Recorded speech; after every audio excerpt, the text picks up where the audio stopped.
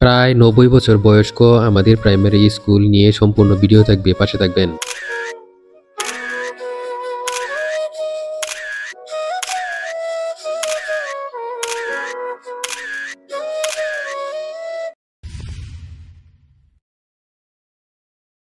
আসসালামু আলাইকুম, আশা করি সকলেই ভালো আছেন। আজকে আপনাদেরকে দেখাবো আমাদের দুপাঘাট সরকারি প্রাথমিক বিদ্যালয়, যেটা অবস্থিত আমাদের কৃষ্ণবাজারে। আসলে এই বিষয়ে এভাবে আমি হঠাৎ করে ভিডিও বানালাম, জানি না কেমন হয়। আমাদের এলাকার বা আশেপাশে যারা পরিচিত আছেন কিছু মনে করবেন না, হঠাৎ করে আমার ভালো লাগলো তাই আমি ভিডিওটা বানালাম। এবং অনেকেই চাইতেছিল, দূর দেশে যারা আছে, দেশে বিদেশে যারা আছে, যারা আসতে পারে না, তারা অনেকেই মেসেজ করেছিল যে এই জায়গার একটা ভিডিও অথবা ছবি দেওয়ার জন্য। সেই কারণে চলে আসলাম আমাদের কৃষ্ণবাজারের ঐতিহ্যবাহী প্রাথমিক বিদ্যালয় ৪২ নং দুপাঘাট সরকারি প্রাথমিক বিদ্যালয়। আমাদের এই বিদ্যালয়টা ১৯৩৮ সালে স্থপতি হয়েছে। এটার ইতিহাস বলে শেষ করা যাবে না। আপনারা দেখতেই পাচ্ছেন আমার পিছনে, এখন সবই নতুন ভবন, পুরাতন আর ভবন নাই। এটা আমাদের বাপ দাদারাও সবাই এখানে লেখাপড়া করেছে অনেক আগে থেকে, ১৯৩৮ সালে। চলুন ঘুরে ঘুরে দেখি বিদ্যালয়টা কাছ থেকে।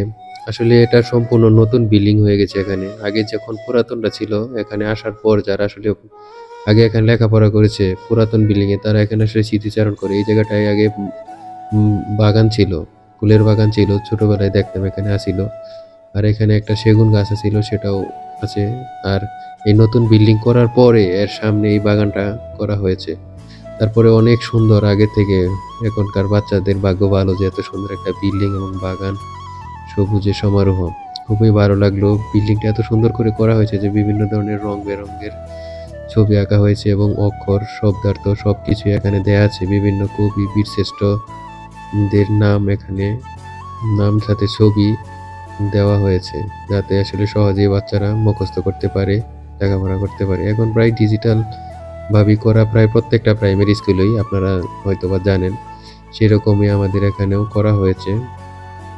আগে এই জায়গাটায় সম্পূর্ণ পুরাতন বিল্ডিংটা ছিল, আমরা যেটাতে পড়তাম ছোটবেলায়। যারা আগে পড়তেন তারা হয়তোবা এই জায়গাটাই ছিল, তারা জানতেন। চলুন ঘুরে ঘুরে দেখি সম্পূর্ণ বিদ্যালয়টা। সাথেই থাকবেন, শেষ পর্যন্ত দেখবেন, আশা করি ভালো লাগবে। এটা হয়েছে আর একটা নতুন পুরাতন বিল্ডিংই বলা যায় এখন। এটা ২০০৬ সালে হয়েছিল।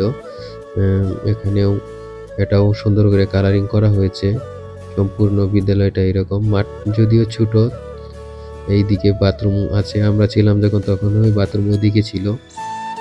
যা হোক, এতক্ষণ দেখলাম পুরাতন কৃষ্ণবাজারের মধ্যে আমাদের এই বিদ্যালয়। যাদের ভালো লাগলো অসংখ্য ধন্যবাদ, এতক্ষণ সাথে ছিলেন। কমেন্ট করে জানাবেন অনুভূতিটা আপনার।